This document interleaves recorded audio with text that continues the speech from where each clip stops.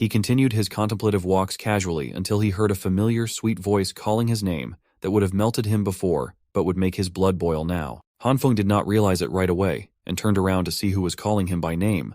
It was that evil witch that got him brutally killed, Hiona. She flashed her wide smile. Her makeup was on point, hiding her rotten personality. She asked if Han Feng was out shopping too.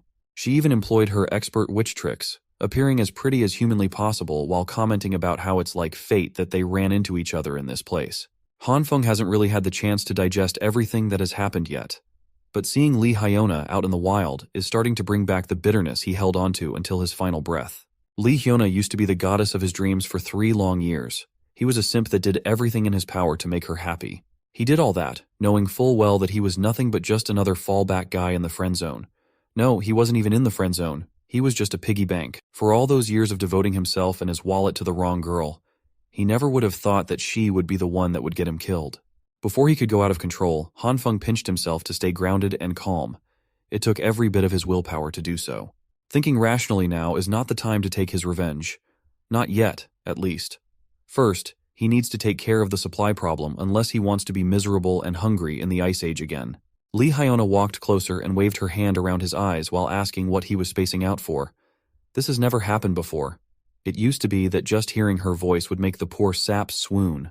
Han Feng swallowed his hatred for the witch and faked a smile as he apologized for being speechless and for how especially beautiful she looked today. She was just so radiant that he got a bit lost in the moment.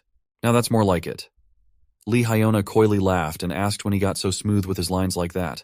Her lips lifted to a slight and confident smirk, thinking that he got this boy eating at the palm of her hands. So, she went for the heart kill shot with the most adorable pose in her arsenal.